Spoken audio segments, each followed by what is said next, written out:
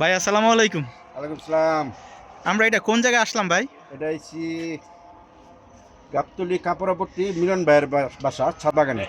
আপনার এই বাড়িতে ওঠার পর কেমন লাগতেছে? আসলে না, আমি অনেক প্রথম সুন্দর। দেখলাম যে বাড়ির ছাদে আসলে মধ্যে এটা কি মালঠা না? এটা মালটা। মালঠা গাছ বাড়ির ছাদে এত সুন্দর পরিবেশ, কেমন লাগতেছে আপনার কাছে? না, আসলে খুব ভালো লাগতেছে। অনেকে তো ছাদ বাগান করে না। এইটা কি গাছ? করা এইটা কি গাছ এটা? এইটাও মালটা গাছ। আসেন আমরা দেখি আসলে এখানে কি কি গাছ আছে। এইটাও মালটা গাছ। এইটা কি গাছ? এই যে এটা খাইতে চল। আর এই পাশে দেখতেছি আমরা এটা এটা টমেটো। টমেটো গাছ না? এই যে এটা বিচি বলছে, এটা কি বিচি হতে পারে? এই গাছটা সঠিক আমার জানা নাই, মিলন ভাই আসলে বলতে ভাই পারবে। ভাই হারুন ভাই এটা কি কি গাছ? এটা হলো একটা বিচির চারা তুলতেছে, কি বিচিটা? এটা বিচিটা সঠিক, এটা অনেকটা আচ্ছা, এটা ভাই আসুক তার কাছে জানবো, না, সিমটি একটা ছোট হবে না। তার কাছে জানবো। উস্তা উস্তা ভাই এদিকে দেন, এই যে বড়ই কিন্তু আছে গাছ। আর এটা বড়ই গাছ। হ্যাঁ বড়ই আছে, এই যে বড়ই।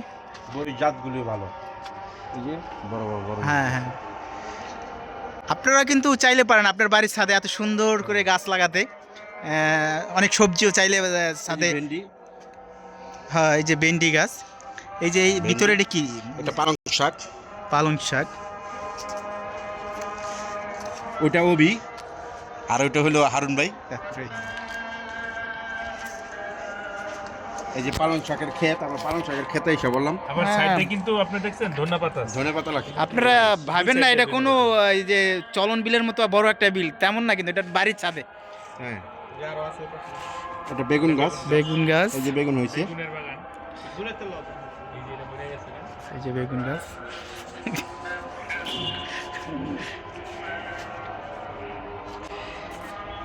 এইটা এইটা এইটা কি গাছ? এটি এটা পাতাবাহার। আমরা জানি না।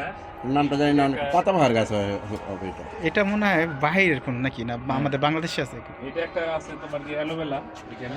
এই এই যে অ্যালোভেরা। অ্যালোভেরা গাছ। আরো আছে এই যে দিয়ে। উপরে আছে, এটা দুন্দুল গাছ। এটা দুন্দুল। এটা হলো লাউ।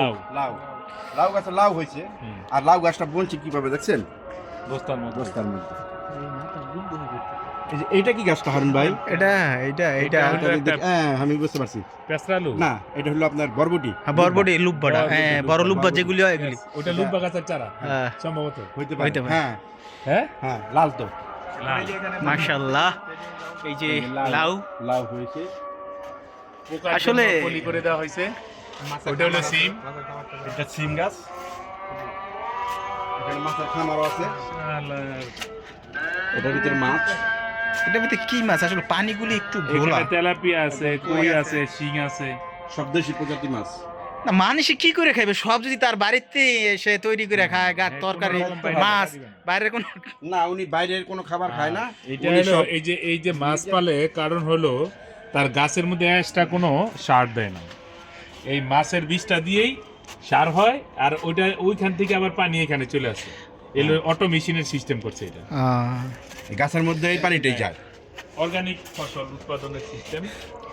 মেশিন টেশিন দিয়ে সব হ্যাঁ, ফিট করে রাখছে। এটা অটো মেশিন, লোক লাগে না, সব অটো চলে। দেখি আর কিছু দেখাতে পারতে। আরো আছে অভিযান, আরো আছে, অনেক কিছু আছে। এইটা কিসের জন্য ভাই? এটা এই ঘরটা? মুরগির জন্য এটা করা না হয়েছে। না, এটা মূলত হলো জিম আগার। মিলন ভাই মাঝে মাঝে এটা হচ্ছে জিম করে। জিম করে।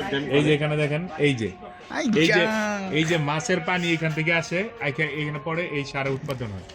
ও, এখানে শাকসবজি হইছে, আপনি দেখেন, আরো সামনে যান, মূলা আছে। এই জিনিসটা করতে গেলে আসলে মাথাটা আসলে কিরকম দরকার, মাথাটা খুবই ঠান্ডা রাখতে হইব।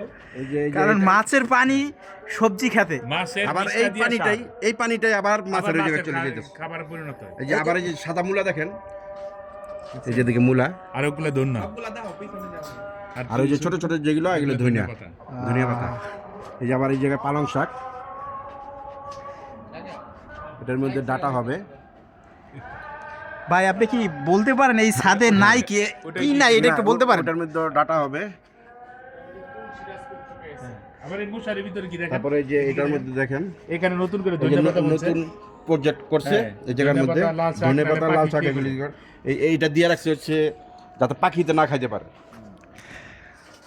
তারপরে এই যে পাইপগুলি দেখেন পানির, এই যে এই যে পানির সিস্টেম। পানির সিস্টেমটা দেওয়া আছে, এই যে পানি। এগুলি সব মনে হয় ভাই নিজেই করছেন এটা হলো সব বায়ের নিজের ব্রেন। ঠান্ডা মাথায় এটা হচ্ছে ঠান্ডা মাথার ব্রেন, মাথার মধ্যে একটা ম্যাগনেট তো অবশ্যই আছে। তুমি কোন দেশ থেকে আসছো তুমি? তুমি উপরে উঠছো, আমরা কি টেনশন? ভাই আসসালামু আলাইকুম, ওয়ালাইকুম সালাম। কেমন আছেন ভাই? এই তো আছি ভালো। এই আপনি সেই কৃষক, সাত বাগানের উদ্যোক্তা। সাত বাগান উদ্যোক্তা। আপনার এই জায়গায় করতে পেরে আপনার কেমন লাগতেছে আসলে? আমার অনুভূতি খুবই ভালো। কিভাবে করলে ভালো হয় একটু সাজেশন দিলে মনে হয় একটু ভালো হইতো। কিভাবে করলে ভালো, এই যে যেভাবে আমি করছি। এগুলি কি আপনি নিজেই করছেন নাকি না কারোর সহযোগিতা নিছেন? না না, আমি নিজে করছি, আর ইউটিউবে দেখাশোনা আছে কিভাবে কি করতে হয়, ইউটিউবে সব। আপনার এখানে আমার মনে হয় কোনো সবজি নাই বললে ভুল হবে, কি নাই এখানে? হ্যাঁ হ্যাঁ, সবই হয়, তবে সবই শীতের আছে। শুরুতে করতে পারিনি আমি, যে কোনো কারণে করতে পারিনি, যার জন্য মোটামুটি একটু খালি আছে। তারপর সবগুলোতে শাকের বীজ দেওয়া আছে, যাই হোক, আস্তে আস্তে হচ্ছে। এই যে বরবটি, ওই যে সিম, এই যে এই ধুন্দুল হয়েছে কিন্তু এখান থেকে, এইখান থেকে এই ধুন্দুলটা হয়েছে, এখান থেকে হচ্ছে পরের দিকে ধুন্দুলটা হয়েছে, ধুন্দুল হয়েছে, অনেক হয়েছে। এগুলি সব দেখেছি। আর সবচেয়ে এখানে যে বসার একটা পরিবেশ করে, সবজির চাহিদা আর ইসের চাহিদাটা ছাদ বাগান থেকে হয়ে যায়। না না, আমাদের সবজির চাহিদা এই যে এখানে পালং শাক। হ্যাঁ, এটা এখন এটা ফলন তুলে দিন। আসছে না, সেটা দাও, তুমি তো গাছ আরো আছে তো। শেষ হয়নি তো। এগুলির ভিতরে মনে হয় কোন একটা সবজি গাছ বীজ লাগানো আছে। হয়। লাগাবো, উস্তা লাগাবো। এই দেখেন পুঁই শাকের বাগানটার অবস্থা দেখেন। এই যে পুঁই শাক, কাঁচামরিচ দেখেন কতগুলো। ওই যে টমেটো তো আছে। হ্যাঁ, এই যে কাঁচামরিচ, ফলন কালো কাঁচামরিচ, এই যে টমেটো, আর কোনো ফসল আপাতত না। ওই যে টমেটো আছে, টমেটো, এই যে টমেটো হয়ে গেছে, পুদিনা পাতা। নাই কিছু এরকম বলতে না, সব আছে। লেগে গেল। আসলে এমন কাঁচামরিচ। সুন্দর সবজি খাত দিতে হলে মনটা বড় এই যে আসলে। এখান থেকে এগুলি উস্তা গাছ ছিল, এটা শেষ হয়ে গেছে, এখন আবার নতুন করে চারা রোপণ হবে। এটা লাউ গাছ, লাউ কতগুলো আসছে?